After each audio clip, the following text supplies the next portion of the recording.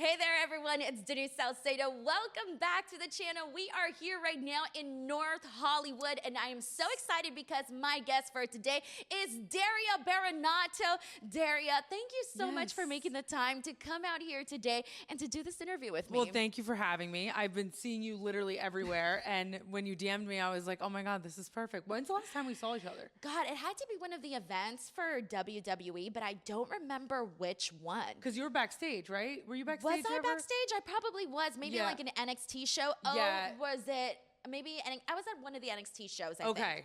And so it's probably one of those where I saw you at some point. Yes. No, you know, it's funny because you and I actually had a couple of similarities because you used to do AfterBuzz stuff, and then I did for a little bit, for a while, but it was way after you though. Like you were already with WWE, and then I was there for a little bit working with Sean Waltman. Yeah. Oh my God, I love Sean.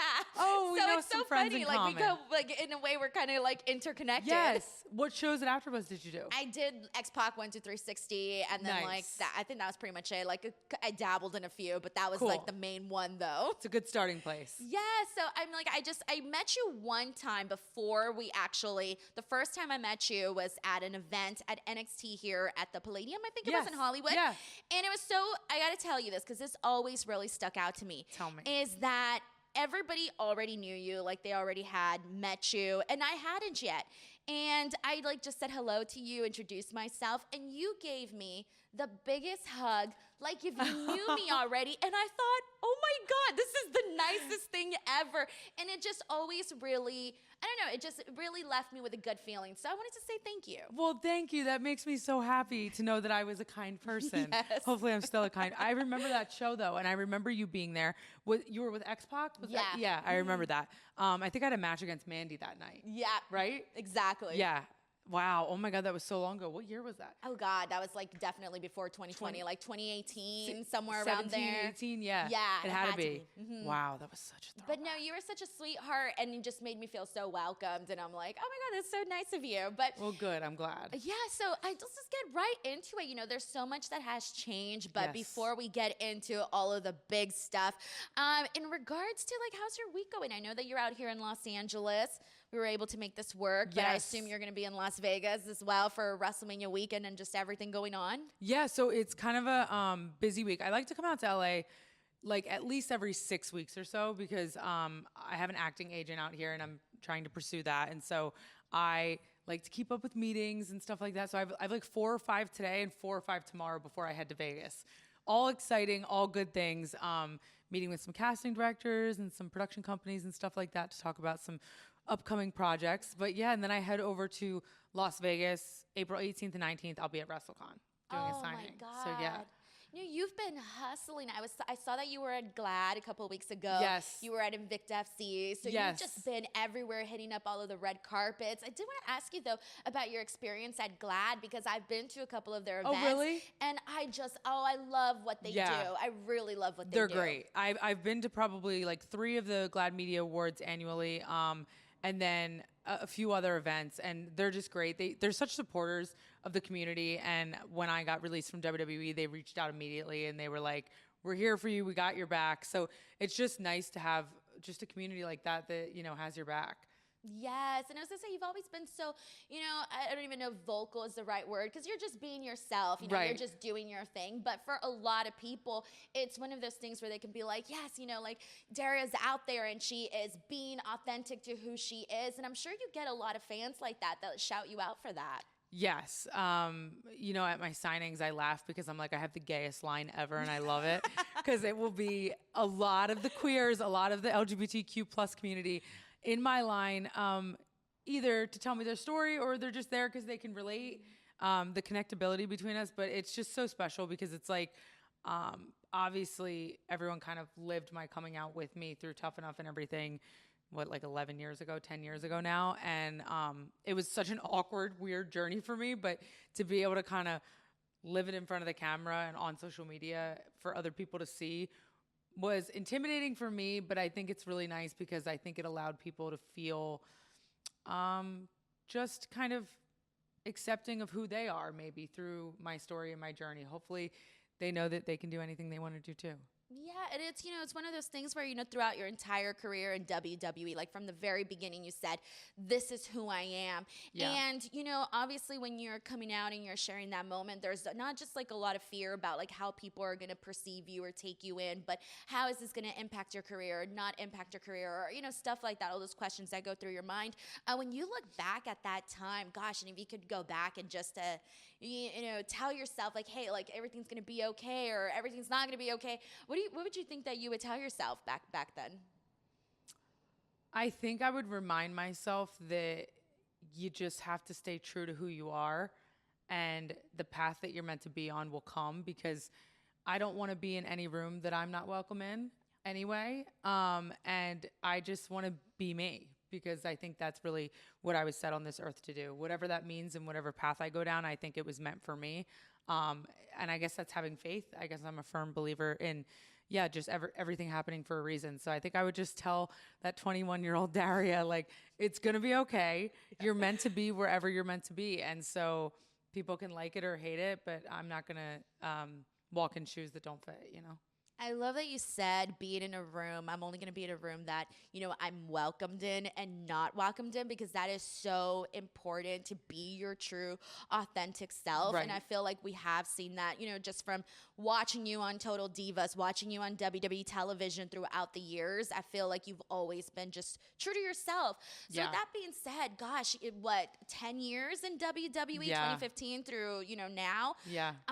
When you look back at that time, I know this is a broad question, but how do you look back at your time in WWE? I think the first word that comes to mind is like grateful. Like, I'm so grateful that I had that experience, that I lived my entire 20s in WWE. Like, it was such a crazy experience, such a crazy ride. I got to do so many cool things, see so many cool places, travel the world with my best friends, wrestle on national television. Like, it was an amazing ride. And I'm so glad that I had it.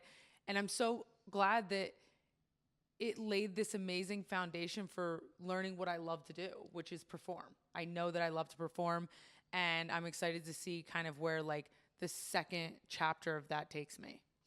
When you have been someplace for such a long time and it comes to an end, how did you feel when you and WWE decided, not to move any further and for your contract to not be renewed? How did that feel? So I will say it was surprising. So the initial feeling, I think, was just like shock. It was like, okay, this thing just happened that I didn't expect to happen. But then like almost immediately after, it was like, okay, we got to keep going.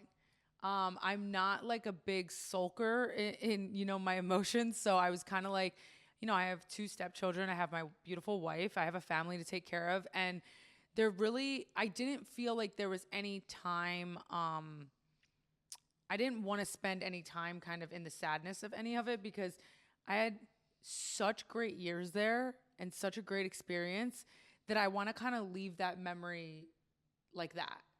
And now let's move on and let's look at it like a gift. Like, I did everything that I had to do there right now. And now it's time to do all the other fun things that I've always wanted to do as well. So like, I really look at it as like just a positive thing. As weird as that sounds, like, it's like, I can't take anything away from my journey. Every journey has ups and downs, peaks and valleys. And without that, I don't think there's any sustainability to life. You have to have those down moments to kind of reinvent and recreate and figure out like where your heart lies, where your passion lies. And the world said it wasn't there right now. And I respect that decision of the universe, and I'm excited for the next path. I was gonna say, are you a person that's like very aligned with the universe? Because I feel like you might be, and I love that, 'cause I'm the same way. Yeah, I really just trust fate. I just, I don't want to dwell on things. The bottom line is, I don't want to dwell on things that I can't control. And I can't control everything, but I like to control things. So if it's out of my control, I immediately, maybe as a defense mechanism, but I will not get upset about it as much, because I'm like, it wasn't my decision. I know confidently that I put 150% into everything that I did in WWE, and I'm proud of what I did in WWE, and what I got to accomplish and see and do. So like, there's no like hard feelings. There's no like, damn, I could have tried harder. Man, I should have switched up my look. Like, I did it all. Sonya had such an evolution. She was so diverse in so many ways, and she got to do so much. So it's like I really am at peace with like where I am right now. See, I love that, and I love that mentality because I think a lot of us tend to punish ourselves whenever something goes wrong, Right. or because whenever someone is released, it could be one of those things where you take it very personal, right? And it may Right. not have been a personal thing; it could be just a business decision, a creative decision, or whatever the decision may be. It's Right. not like, oh, we specifically hate you or something like that, Yes, right? yes. But sometimes it's really hard if you are in a situation like that to not feel that way and not feel rejected. But those are things you cannot control. And so when you say like you look at that and you are grateful for the time that you had and having spent your 20s there, it's incredible because how many people wouldn't literally kill to Right. have one day as Sonya Deville? Well, thank you. Well, you said it perfectly though. It's like the things you don't have control over, you can't fret over because it's like I'm not going to change it. There's nothing I could have done. I firmly believe there's nothing I could have done differently. And I'm so happy with the path that I led the last 10 years. So it's like, okay, whatever the reasons are, I'm never going to know them probably, The phone call was very simple. It was like, we're not renewing your contract. I said, is there a reason? And they said, creatively, it just doesn't work. And so I took that for what it is. I'm not probably going to get answers beyond that. So I just feel like it's wasting time. Like sometimes we waste too much time just dwelling on the negative, and I don't like to live there. I don't like to sit there because if I do in times in my life where I have, I'll stay there, and it's hard to get back up once you go down in that rabbit hole. So I like to just stay right here. I like to just stay on the surface, try to be as humble and grateful for the experiences that I had. But now it's on to the next. So, do you think that you would still be interested in remaining in the world of professional wrestling, whether that is going to WWE, going elsewhere, or are you just more focused, like you said, the next chapter? You have all of these meetings in film and TV and all of those, really cool opportunities. Are you still open to it, or are you just thinking, hey, I'm going to move on to a totally different career? The truth is, I really don't know right now. I love wrestling. I was an athlete since I was like 5 years old. So the athletics and the performance of it is something that's like so special, and you can't like really recreate it besides in professional wrestling. So I do think there's an opportunity there maybe at some point. I just don't know if that's right now. Right. I get it. I get it. It's tough, right? Yeah. Well, I just, I did it for so long. And when you're in it, it's like a crazy roller coaster, and you're just like hunkered down, and you're just going through the motions, and you're doing it, and you're living in it, and you don't really see anything outside of it. So now that I've had like a few months to kind of breathe and see what else is out there, I want to be able to give other opportunities a chance too. But there are days where I wake up and I'm like, man, I kind of miss being Sonya Deville sometimes. I miss putting on the gear and the look and just performing. But I think everything will happen how it should, What was your favorite thing about Sonya Deville? My favorite moment or my favorite Just like character your favorite trait? thing about being Sonya Deville and getting to come out on television and just be like, this kick-ass person. I think honestly, the openness to be a complete bitch and not be judged for it. I mean, it was really kind of expressive and freeing to be able to be that character. Maybe she's somewhere deep down inside Daria, but that's definitely not how I operate my normal life. So to be able to the second that outfit was on and the second the hair and makeup was done, it was like I was Sonya Deville. And so to be able to go out there and cut those promos and talk so much shit and not have to back it up, I loved that kind of aspect of her character. They always say that being a heel in professional wrestling is much more fun than a babyface, and I see it. I see it. I can't even speak to that because I've never been a babyface a single day in my career. So I'm probably the worst person to ask because I'm very biased on saying that being a heel is the best. You're just so free, and you're not trying to get anyone to like you. You're trying to get people to hate you, and it's a lot easier in this world to get people to hate you than it is to get them to like you, especially nowadays. So, I had so much fun. when the news came out that you were, done with the company, how was it, people that reached out to you, I'm assuming like your fans, your peers, all of that. How did it feel to, have that, connection with everybody? Because I imagine it was nice to have that. Yeah, it's so weird. I didn't know any different for so long. And then when I was removed from it, and just hearing the fans like, I'm going to miss seeing you in the ring and stuff like that. Like those are the parts of me where I read that and I go, maybe I do have to get back in the ring, not just for them, obviously I enjoy it too, but like knowing that they really took, a liking or related to some part of my character at some point in my career is really cool to see. And it's kind of like I said, like you're kind of tunnel vision while you're there because you're just so busy and you're just doing the thing and you just got to keep going and you're on the grind and you're on the train and it's not stopping. But when you are removed from it for a minute and you kind of look back like, oh man, I did that. That was really fun. That was really cool. And, I'll do different interviews or I'll do fan signings and people will bring up parts of my career that I forgot about completely. And I'm like, wow, oh, how did you remember that? Like, that's really heartwarming to hear about. You're like, yes, what I did stuck with you because you never know what stays with someone. Right. And I'm always surprised by the memories they bring up. Like, a lot of people really resonated with GM Sonya. And it's crazy because in the moment, like I said, like I didn't realize that. I was having a lot of fun doing it. I got to be a real bad person for a long time. And that was very fulfilling for me. But yeah, I didn't realize how much it was resonating with people or people that comment on the suits. And I'm like, oh yeah, man, everyone really loved the suits. Love them. I was even going to tell you today, the second I saw you, I was like, wow, I love the suits. Yeah. It looks so great that Thank like, you. What is it, 3-piece? But I love it. This is like a little hybrid, yeah. Yes. No, it's so stylish. But you've always had that, like always stood out. I think a couple of times you did like neckties or something, and I love those too, the collars, everything. Thank you. I noticed. And it's funny too, because you had mentioned earlier, you had a very versatile career. Yeah. And it's like, yes, you were, you got to be GM, you got to do that authority figure role on SmackDown. Then you singles wrestler, obviously, but tag teams with Mandy, a brief period with Chelsea. Yep. So definitely a lot in there. So, I guess we'll kind of get into like just like favorite moments, career moments, all of that. God, this question's always so hard.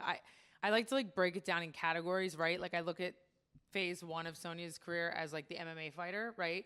She came in, she cornrowed her hair, she was wearing like the Muay Thai outfit, and I was just kind of like an ass kicker. I didn't talk on the mic.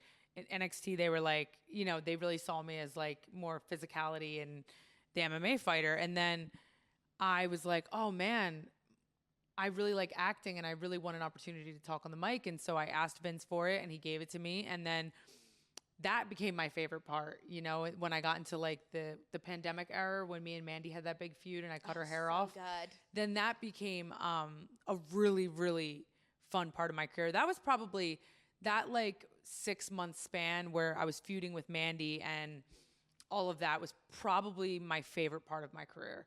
Just because I felt like Daria out there almost. I got to really speak my truth and cut these promos that I was never really given the opportunity to cut, and really just dive into a new like avenue of my character that I never was able to show the fans. They were like, oh wait, she talks? Like, I wasn't. She talks.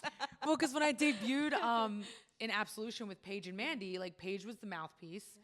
I was like, the fighter, and Mandy was like, the hot blonde. And so I was never the one to really get the microphone. So when I kind of adapted into that or evolved into that during the pandemic era with Mandy, like that was when I really was feeling probably my most confident in my character.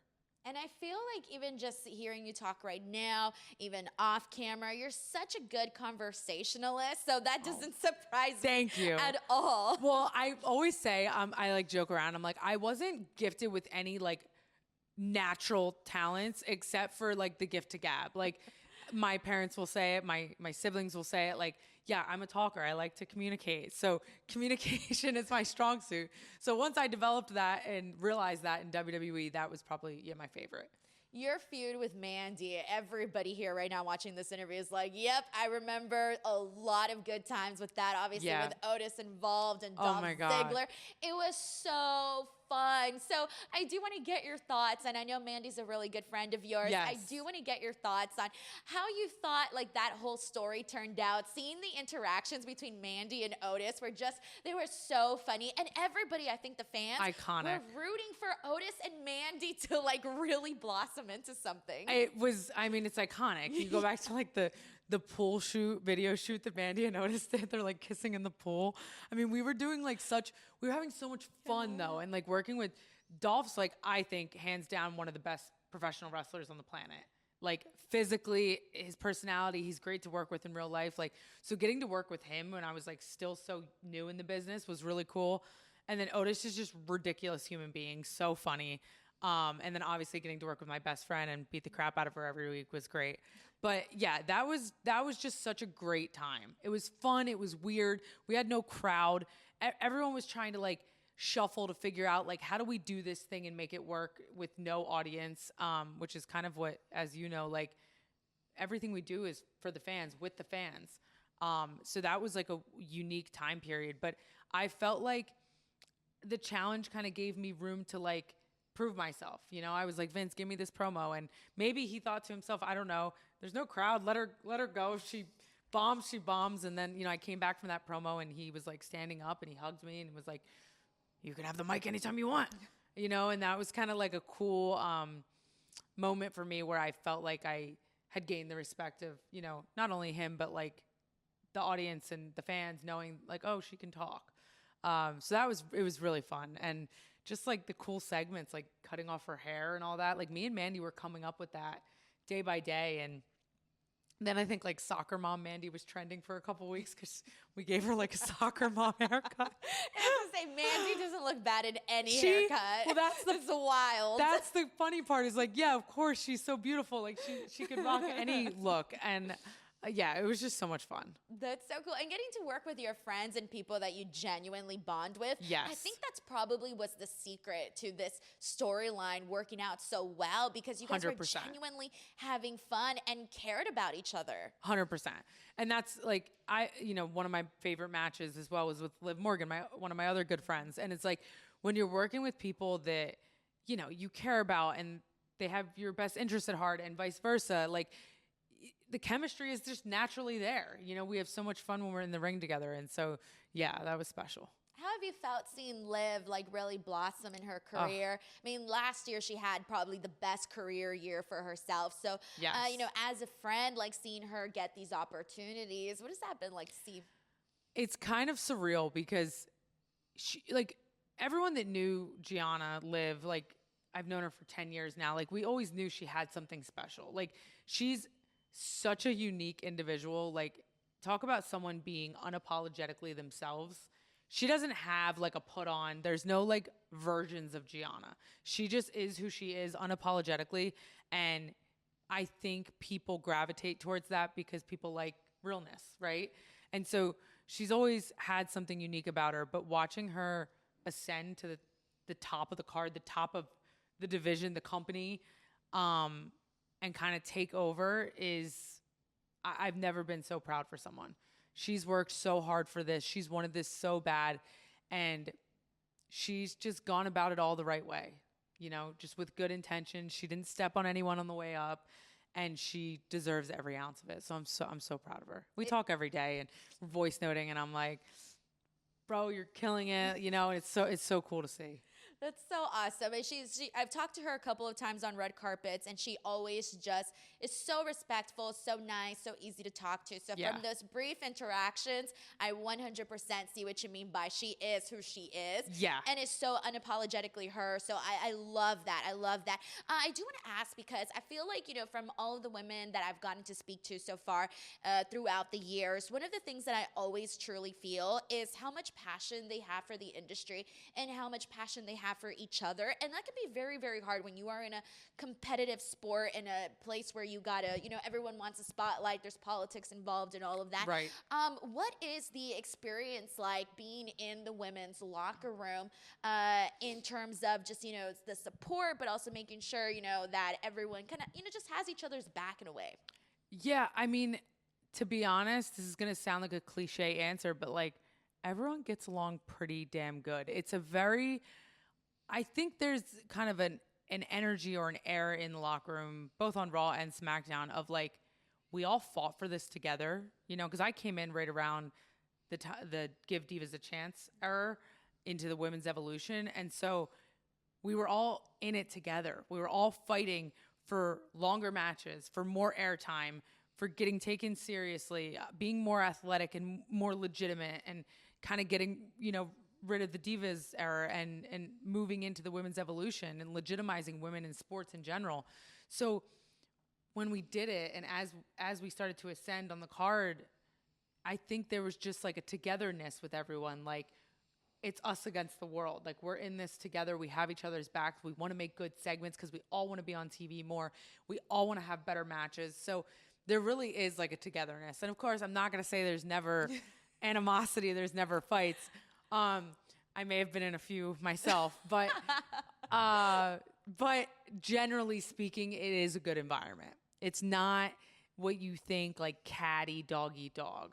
Yeah, because, okay, here's the thing. Like, I think if it was too pitch perfect, people would be like, there's something going on there. What is not being said, right? Yeah. So I do feel like in any natural relationship, you're going to have you're going to support each other, but you're going to have your highs and you're going to have your lows and your disagreements. And that's just natural. It's just the way that things are in life. But I guess when you, here's the thing. I do feel, you know, we've heard so many times throughout the years, locker room leaders, right? There's people that just really, you know, help out across the board. Right. Who do you feel are some of those unspoken people that don't get maybe not want to say admiration, or maybe they do, but that maybe the fans don't know are really just really great locker room leaders or people to have around in the space? Yeah, there's definitely a few that come to mind. I think the obvious one, I think people know this, but I'll give her flowers, I guess. Bayley she's the best. I mean, she's been like a sister to me the entire time I was there. She's just a natural leader in the sense that she looks out for everybody. If you're in a match with Bayley, her agenda in that match is to make sure that the match is great, that you look great, you do the things you want to do, and she'll worry about herself. Like, she's so selfless in the ring, to a degree that I don't think many other people are capable of. She wants the best for the match, and she's gonna have your back. She's the girl that comes to the ring and she's like, "Hey, why don't you do that kick you do? You know, kick me and I'll you know." And she'll come up with ideas for you. Also because she's a genius wrestling mind, but like, yeah, she's just that person. She's selfless. Other people, I think people can lead in different ways, right? Pam is like Bayley is like someone people like go to and look to because they really respect her and what she's done. But like, Rhea and Liv are good examples of people, and Bianca, like people that just lead by example. I think something unique about them is like there was no stepping on anyone to get to the top. They just truly ascended to the top because they were meant to be there. And I think that that's so respectable. Like, on their way up and still while they're at the top of the card, they lift the other girls up.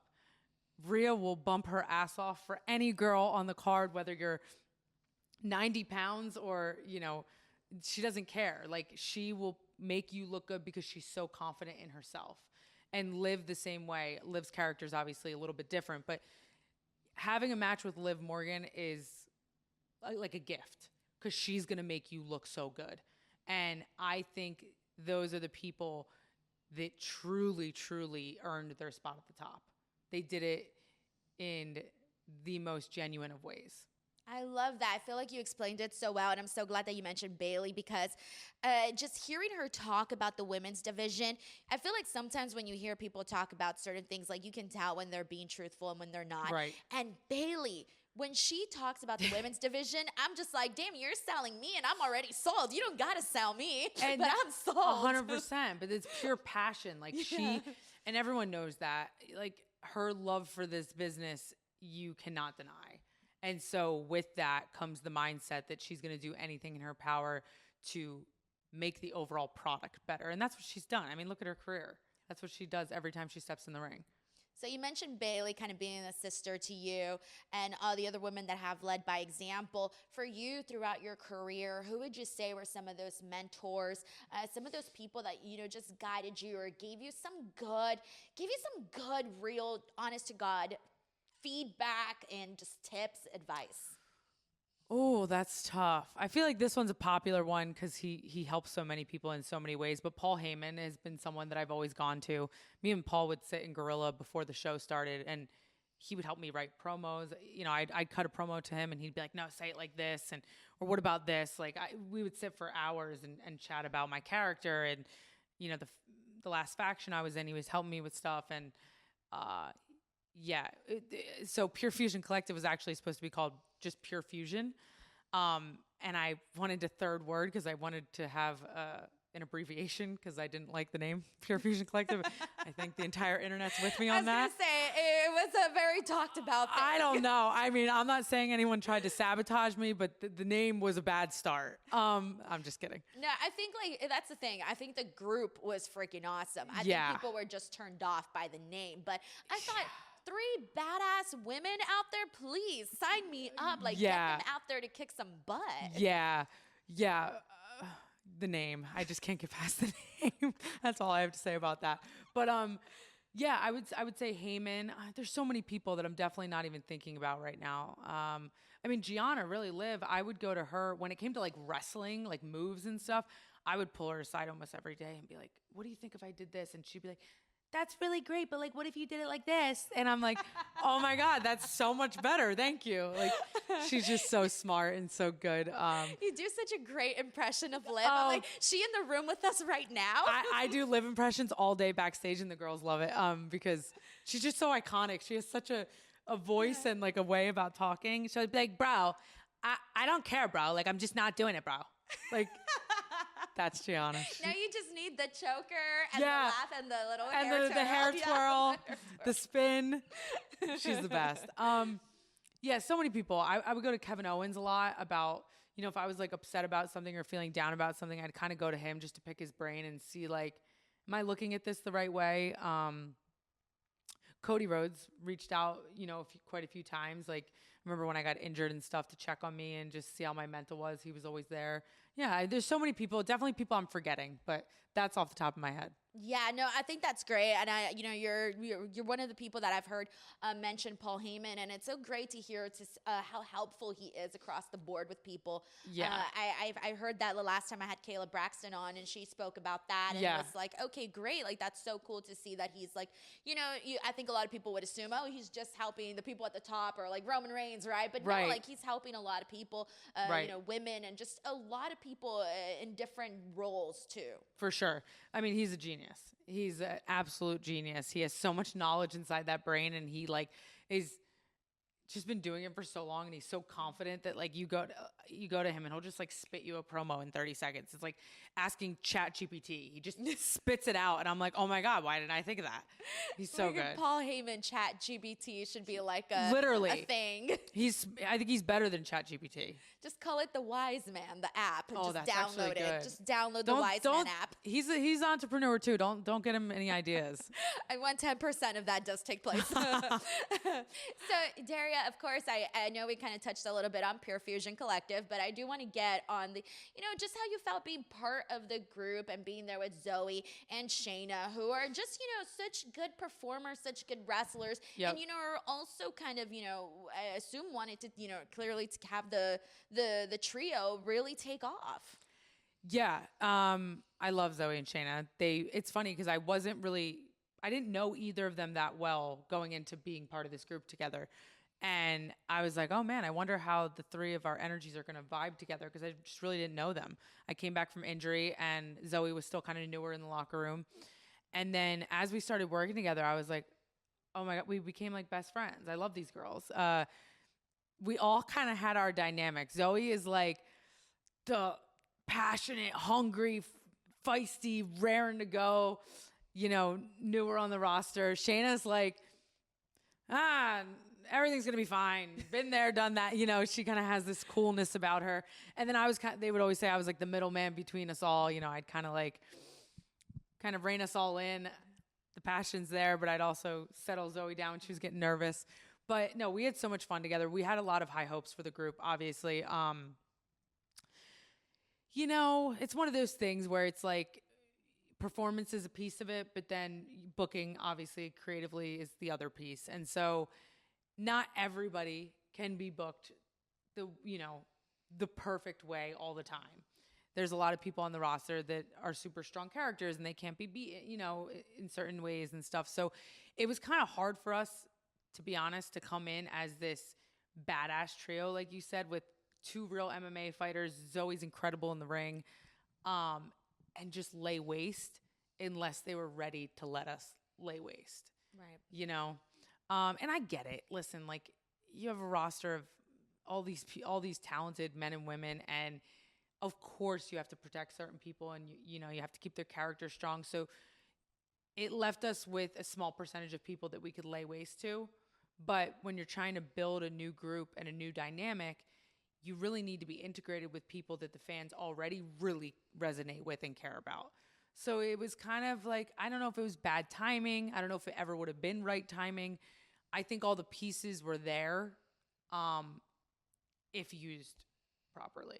Yeah, no, I feel that. You know what I feel I mean? that because I think that there was a real, I thought it was cool. We don't often get that many girl groups, and I'm always advocating to see that because I think there's nothing cooler than having like a cool girl gang. Like, I loved when Damage Control was like really thriving and doing their thing. And, throughout the years, we've seen different iterations, but there's far and few in between. And so For sure. I wanted you guys to like take off and just be like these scary, dominant, don't mess with us kind of girls. Well, that's kind of the way, like,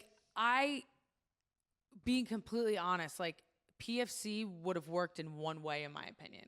And it's a path of destruction.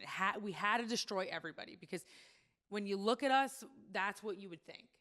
And so if we were booked there's certain groups, like Damage Control is a perfect example.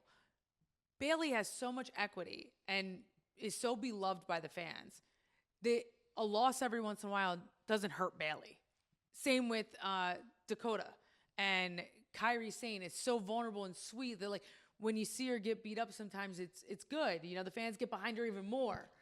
Seeing the three of us get beat up as heel, it's just not what you want to see from a group like that. So I feel like it was kind of a difficult niche because there was only really one way to book it, and they weren't able to book it that way at that time, which I understand. So it was hard. It is hard. And even now, like, we haven't seen too much of Sonya or Zoe Sonya? since the group. I haven't seen her at all. Shane, everyone does that. I meant to say Shayna. Okay. I didn't even realize I said Sonya. Everyone does that. Wait, do they really? Everyone does that, yeah. They'd be like, Sonya, Shayna, like, the S's, they get all confused. Yeah, it was so funny because in my head, I'm like, I heard myself say Shayna. No, I totally get it. Everyone does it. It's the thing that I was trying to say is that we haven't seen too much of Shayna and Zoe since the group disbanded. And, not disbanded, but, you left. And right. And it's like now the group doesn't, I'm not even sure it's still a thing. So I think they had a tag team match the other day, and I think they came out to PFC music. I mean, that could have just been like, someone making a call, like, yeah, give them PFC music instead of picking Zoe or Shayna's music. I don't know. But yeah, I think, they probably need to do something different now, either get more members of PFC to replace me or maybe go a different direction. I don't really know creatively what they have planned, but I'm rooting for them. I'm rooting for both of them because I think they're both badasses.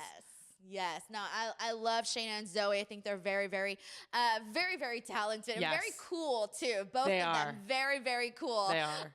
So with that being said, obviously we're rounding out the end of our interview, but I do want to ask you, Daria, for your fans that are watching this interview and obviously, would love to continue seeing you in WWE or return or whatever, may come later on in the future.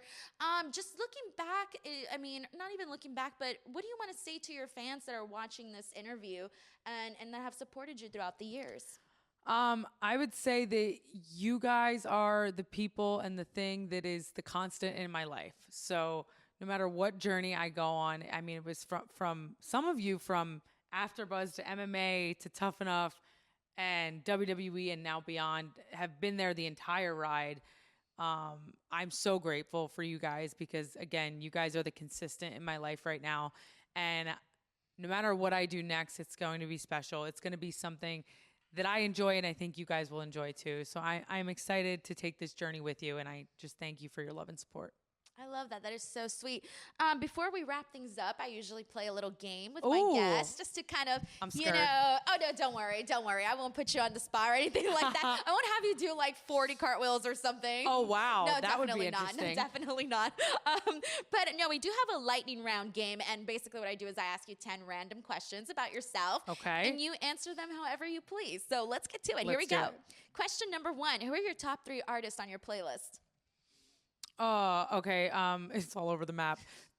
Post Malone, Sam Hunt, and I'm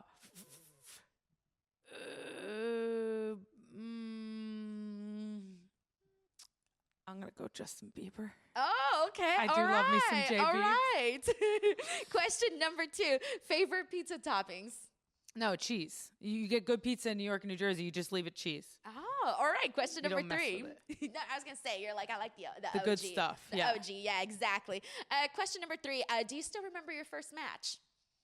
Yes, it was against Nia Jax, and I got tossed around like a sack of potatoes, and I was so happy about it. I was in wrestling Nia Jax. It was great. I mean, it was like a 2-minute match, NXT. I didn't even have real ring gear yet, and she just freaking ran me over like 6 times, and I go to the back, and everyone's clapping. And like, you did so good. I'm like, what did I do? You're like, okay, I got a good job getting whooped. Great. Yeah, it was great. That's awesome. Question number 4. What's the best advice you can give to any wrestler aspiring or whether they're already there and maybe just young and new? Block out the noise. Stay off freaking social media except to post your content and grow your brand and following, because I'm all for that. And just do the damn thing. Train your ass off. Take acting classes. Get comfortable with public speaking. Hone your craft, and you'll get noticed. Just go do the damn thing. Wrestle on the indies. Kick ass. Be the best there is, and be undeniable.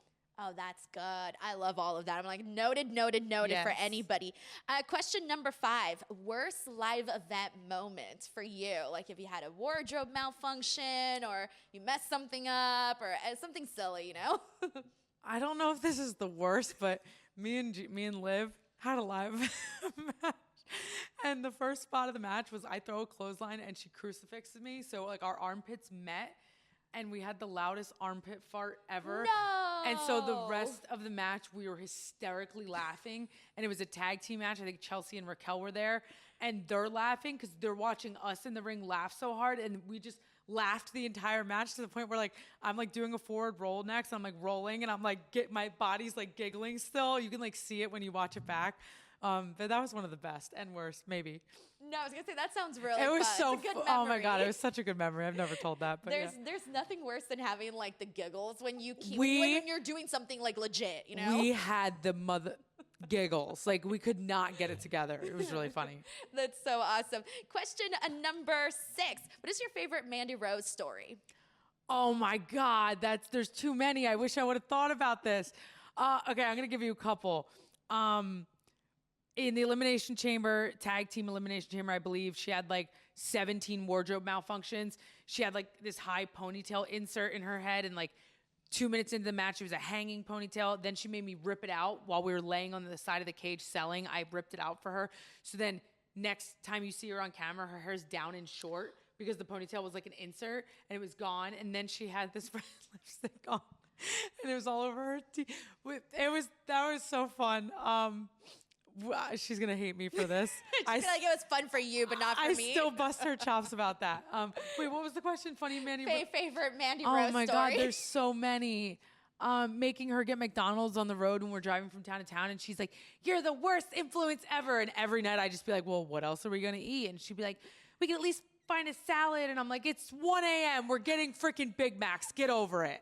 No, just my friendship in general with her. We had so many funny times. We got stuck in the snow one time in Saskatoon, Canada, and we were trying to go get massages before the event.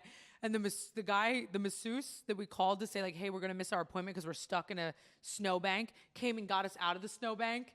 Like, yeah, Oh, we nicest almost guy died ever. together. We almost died together. Oh, we literally almost died Yeah, together. I know, literally. R.I.P. I know. But anyway, yeah, there's so many. There's too many to name, just one. You guys seem so fun, honestly. She's the best. Yeah, Seems- she's like my sister. I love that. I really, really love that. All right, let's see what we got. Question number 7. What's something fans don't know about you? This might come as a surprise, might not. I'm a giant homebody. I would be home all the time if I could.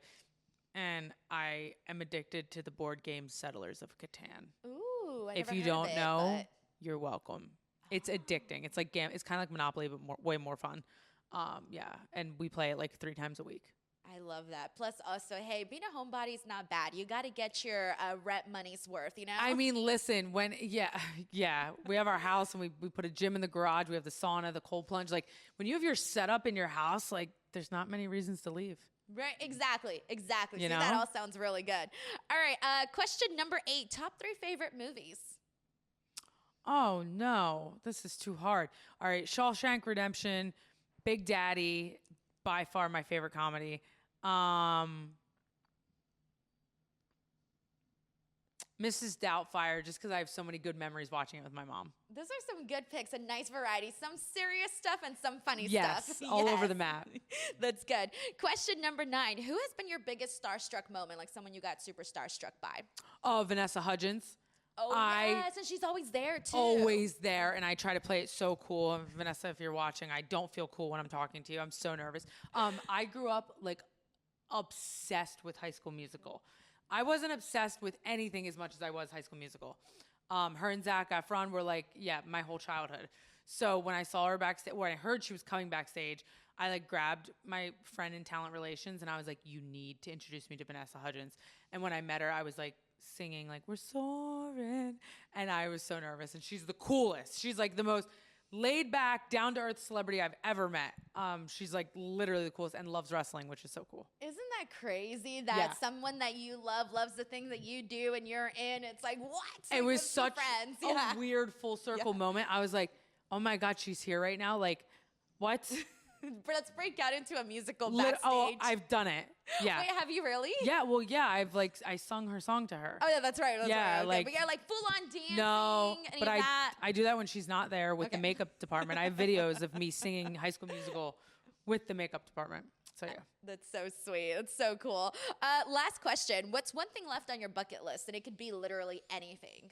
Ooh, left on my bucket list. I really want to go to the Greek islands. I've never been to the Greek islands, and I want to go with my wife. We were supposed to for our honeymoon, but we got married in the spring, and it was going to be freezing, and that's pointless. But I want to go to the Greek islands and Italy. Oh, I've been to Italy for work, like for shows, but never for leisure. So I want to take the family. I want to go to Greece. I want to go to Italy and do the Amalfi Coast and eat a bunch of mozzarella and pasta and I want to eat, pray, love it. Yes, It's- yes, you know, yes. It's coming soon. We'll do it soon. You got to. I think they're some of the most beautiful places on earth. Yeah. So get in there, have some fun, have a good time. We're doing it. That's our interview, Daria. Wow, that was fun. It went by so fast, It but did. I seriously want to thank you for coming out here, for making the time. Truly, you have no idea. Especially here in this kind of traffic, I applaud anybody. LA traffic sucks, but you know what? I'm used to New York City traffic, which is That's not much true. better. It's so. pretty bad too. Yeah, Well, for thanks sure. for having me. I appreciate it. You're great. Before we go, please tell the people everything you're working on your podcast, things you got coming up, social media, all of that. Yeah, you can find all the info you need at thedariaray.com. I have a podcast with my beautiful wife called Unwrapped. We talk about ridiculous things. And yeah, we do exclusive bonus episodes over on another platform. You can find all that info on thedariaray.com. I made it easy for you guys. It's all over there. Perfect. I'm going to post all of the links in the description box below where you guys can check all of that out. Thank you so much for watching. Please do not forget to subscribe to the channel, and we'll catch you here on the next one. Thanks, everyone. Bye.